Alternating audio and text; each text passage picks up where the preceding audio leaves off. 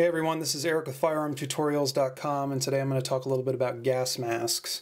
Some things that you may or may not know about them, some things to consider if you are going to buy one, and kind of, some general uses and ways that I use this gas mask. So if you're going to purchase one of these, what you should think about is, do you need the full-blown respirator that also covers your eyes, or can you get away with just a one that covers your mouth and nose only?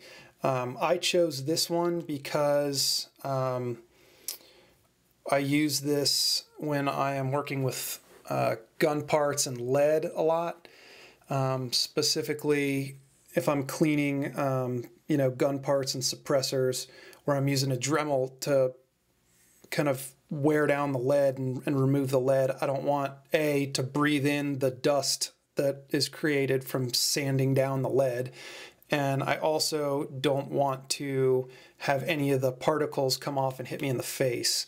When I do that, a lot of times I have to get so close to it to see what I'm doing that if I didn't have the protection on my eyes, I just wouldn't feel safe doing it. Even with glasses on, I wouldn't want to do it just because those pieces of lead are so small and so fine. This is pretty much the only thing that guarantees protection. So, like I said, one of the best things I like about this mask is it covers my eyes, but the window here is large, and it gives you not only a good view out the front, but also out of your peripheral vision. You've got a little bit here, so it's a lot like wearing a motorcycle helmet, to where you don't feel like your view is obstructed in any way, which is important to me, especially when I'm trying to do things, working with tools where I have to be very close to them. Besides that, just using it for everyday stuff around the house, whether it's spray painting, just cleaning your bathroom with bleach products, anything like that. It works great for that. These filters work so well that, even if I'm using 100% bleach, I can't smell a thing because these filters work so well. So this particular one is a couple parts here. It's got it's hard to get on and off. There we go. So you've got, this kind of just snaps on, but you've got this thing here that kind of is your first line of defense. And you'll see it's actually a little bit dirty there. Some of that's probably lead and carbon and stuff that would have gone directly into the filter if this wasn't here. So you've got that as your first line of defense. Then if you can, I'll see if I can get a good shot of it here, but you can see it kind of looks like an AC filter in there. There's a bunch of different little ridges in there that will filter the air through. And then I'm not certain about this specific filter, but filters on other gas masks use usually like some layers of charcoal and stuff to filter out the air. And this has an expiration date, let's see, 2 of 2013, so technically this is expired, but since I don't work in a chemical factory or anything like that, this is perfectly fine to use for, several years, even though the expiration date's expired. And even if you buy some, online or from a supplier or anything that are already past their date, as long as they're sealed, they should be just fine. The components inside this filter aren't the types of things that deteriorate over time, and there's all kinds of different ones like this. This is it says combination chemical cartridge and particulate filter.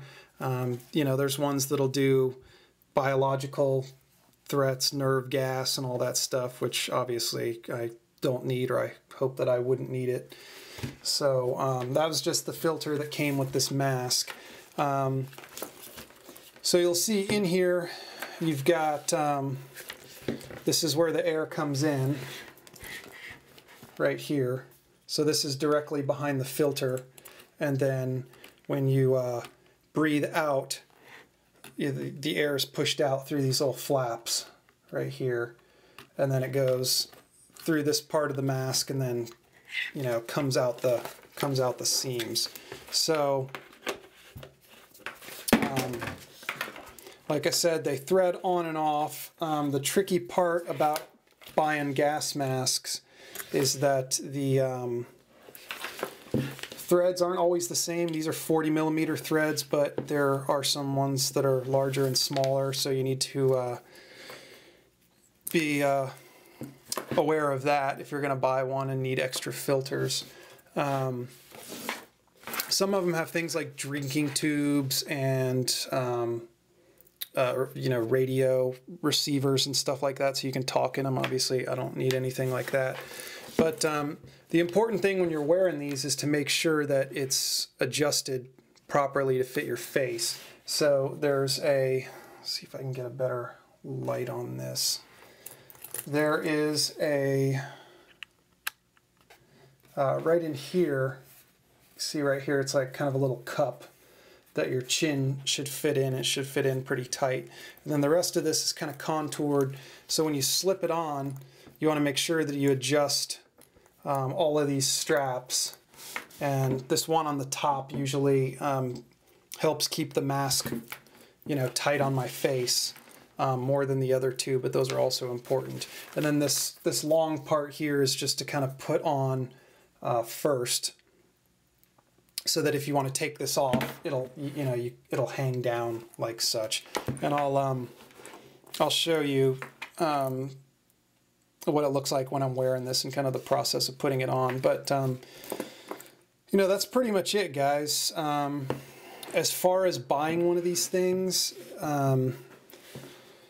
you want to be careful. You want to buy something, especially if you're going to use it for something hazardous.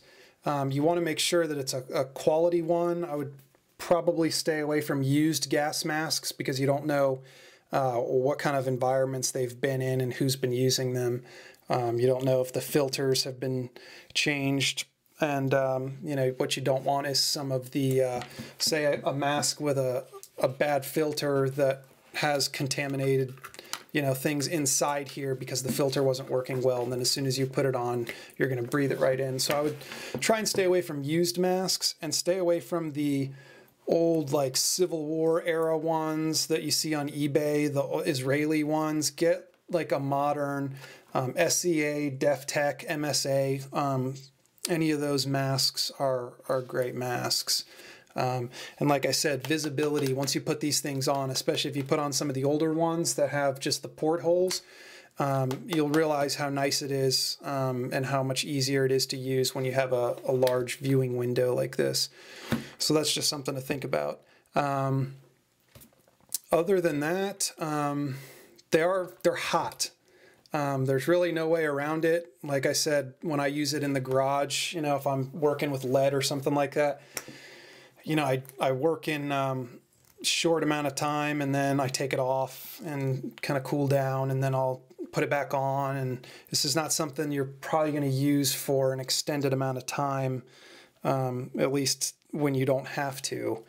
For the most part, it doesn't fog up. This mask is good about getting the air that you breathe out of the mask so that it doesn't fog up, but it will fog up, you know, around here if your forehead gets hot and stuff like that. So just something to be aware of. But, you know, this is a quality mask, and I think I picked this up for like $125 or so.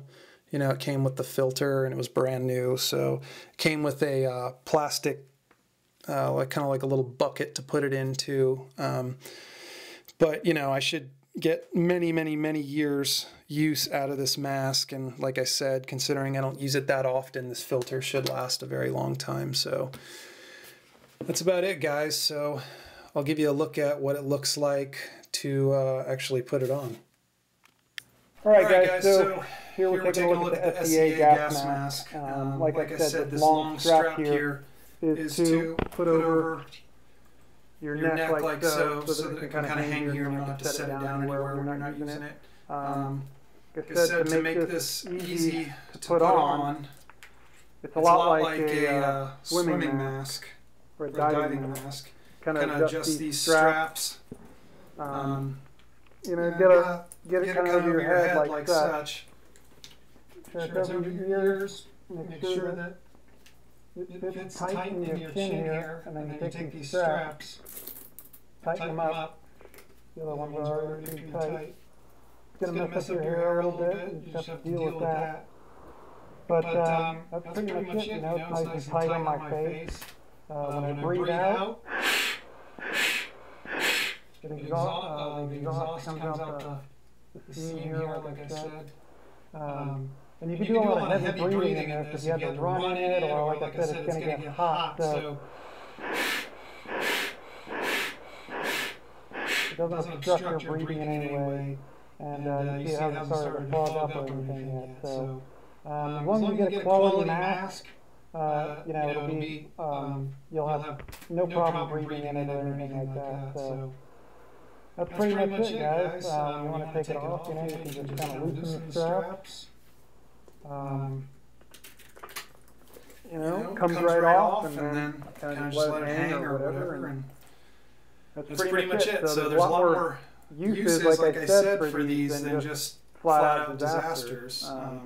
So it's something to think about. Like I said, as long as you get a quality mask, try not to get a used one, or at least if you do, try and get a good idea of its condition and know where it came from and what it was used for. But that's it. So, you know, if you have any questions, let me know, and thanks for watching.